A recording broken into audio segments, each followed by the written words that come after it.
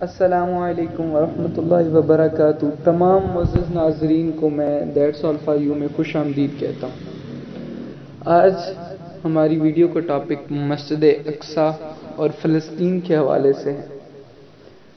ہم سب جانتے ہیں کہ مسجد اقصی تمام مسلمانوں کے لیے کتنی مقدس اور محبت کرنے والی جگہ ہے، اور آخر ایک مسلمان کے لیے مسجد اقصی محبت کے لائق کیوں نہ ہو، کیونکہ مسجد اقصی ہمارا پہلا قبلہ تھا، جسے ہم قبلہ اول کہتے ہیں۔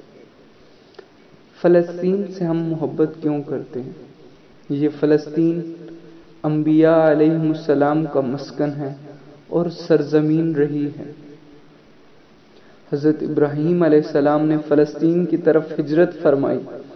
اللہ تبارک و تعالی نے حضرت لوط علیہ السلام کو اس عذاب سے نجات دی جو ان کی قوم پر اسی جگہ نازل ہوا تھا۔ حضرت داؤد علیہ السلام نے اسی سرزمین پر سکونت رکھی اور جہاں اپنا ایک محراب بھی تعمیر فرمایا۔ حضرت سلیمان علیہ السلام اسی ملک میں یعنی فلسطین میں بیٹھ کر ساری دنیا پر حکومت فرمایا کرتے تھے۔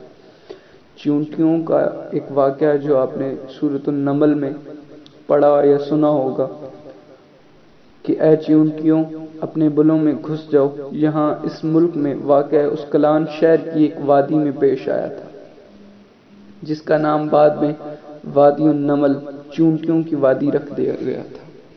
حضرت زکریا علیہ السلام کا بھی محراب اسی شہر میں ہے۔ حضرت موسیٰ علیہ السلام نے اسی ملک کے بارے میں اپنے ساتھیوں سے کہا تھا کہ اس مقدس شہر میں داخل ہو جاؤ۔ انہوں نے اس شہر کو مقدس، اس شہر کے شرک کے پاک ہونے اور انبیاء علیہ السلام کا مسکن ہونے کی وجہ سے ہی کہا تھا۔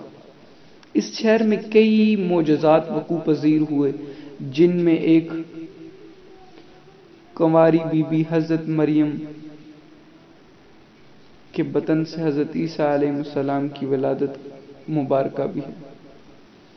حضرت عیسیٰ علیہ السلام کو جب ان کی قوم نے قتل کرنا چاہا تو اللہ تبارک و تعالی نے اسی شہر یعنی فلسطین سے انہیں آسمان پر اٹھا لیا۔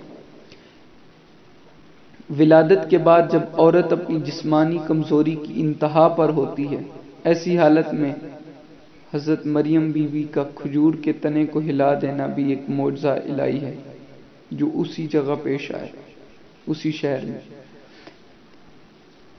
اسی شہر کے ہی مقام باب لد پر حضرت عیسیٰ علیہ السلام مسیح دجال کو قتل کریں گے۔ فلسطین ہی ارض محشر ہے۔ اس شہر سے ہی یاجوج و ماجوج کا زمین میں قتال اور فساد کا کام شروع ہوگا۔ اس شہر میں وقوع پذیر ہونے والے قصوں میں سے ایک قصہ طالوت اور جالوت کا بھی ہے۔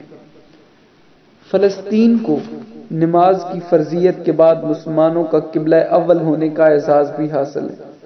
ہجرت کے بعد حضرت جبرائیل علیہ السلام دوران نماز ہی حکم ربی سے آقا علیہ السلام کو مسجد اقصی فلسطین سے بیت اللہ کعبہ شریف مکہ مکرمہ کی طرف رخ کرا گئے تھے۔ جس مسجد میں یہ واقعہ پیش آیا وہ مسجد آج بھی مسجد قبلتین کہلاتی ہے۔ حضرت محمد صلی اللہ علیہ وسلم معراج کی رات آسمان پر جانے سے پہلے مکہ مکرمہ سے یہاں بیت المقدس فلسطین تشریف لائے تھے۔ سرکار دو عالم صلی اللہ علیہ وسلم کی اقتداء میں انبیاء علیہ السلام نے یہاں نماز ادا فرمائی۔ اسی طرح فلسطین ایک بار پھر سارے انبیاء کا مسکن بن گیا۔ سیدنا ابو ذر رضی اللہ تعالیٰ عنہ کہتے ہیں کہ میں نے رسول اللہ صلی اللہ علیہ وسلم سے عرض کیا کہ زمین پر سب سے پہلی مسجد کون سی بنائی گئی؟ تو آپ صلی اللہ علیہ وسلم نے ارشاد فرمایا کہ مسجد الحرام یعنی خانہ کعبہ۔ میں نے عرض کیا کہ پھر کون سی مسجد بنائی گئی؟ تو رسول اللہ صلی اللہ علیہ وسلم نے فرمایا مسجد اقصی یعنی بیت المقدس۔ میں نے پھر عرض کیا کہ ان دونوں کے درمیان کتنا فاصلہ ہے؟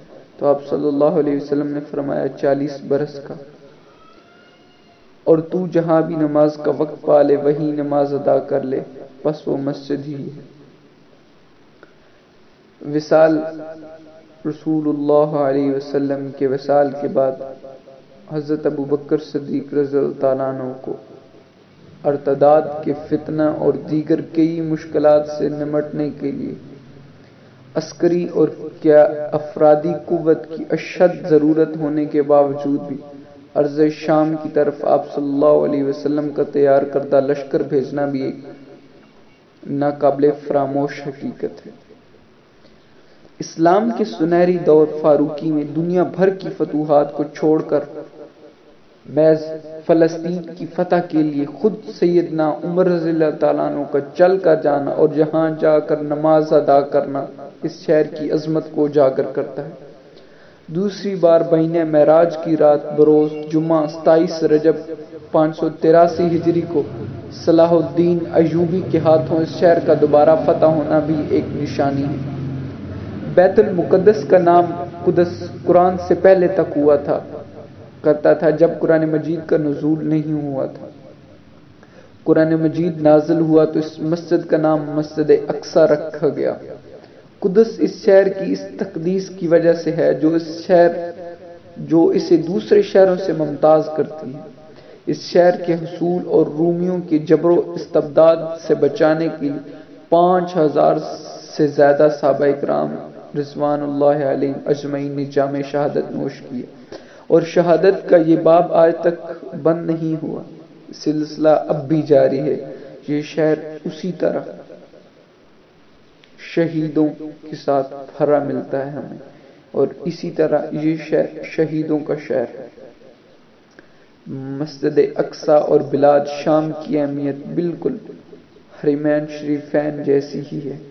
جب قرآن پاک کی یہ آیت بسم اللہ الرحمن الرحیم والتین والزیتون وطور سینین وہذا البلد الامین نازل ہوئی تو ابن عباس رضی اللہ تعالیٰ عنہ کہتے ہیں کہ ہم نے بلاد شام کو التین انجیر سے، بلاد فلسطین کو زیتون سے، اور طور سینین کو مصر کے پہاڑ کوہ طور جس پر حضرت موسیٰ علیہ السلام اللہ پاک سے کلام کیا کرتے تھے سے استدلال لیا، یعنی ان سے مراد لیا۔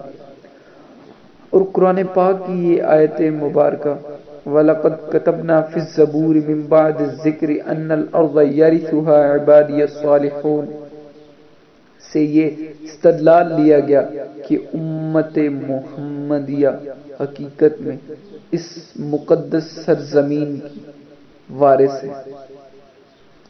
فلسطین کی عظمت کا اندازہ اس بات سے بھی لگایا جا سکتا ہے کہ یہاں پڑھی جانے والی ہر نماز کا اجر 500 گنا بڑھا کر دیا جاتا ہے۔ دوستو، میں امید کرتا ہوں کہ آپ کو اپنی وراثت مسجد اقصی کی تاریخ کا پتہ چل گیا ہوگا۔ میں امید کرتا ہوں آپ کو آج کی ویڈیو پسند آئی ہوگی۔ اگر ویڈیو پسند آئے تو اپنے دوستوں سے شیئر کرنا مت بھولیں۔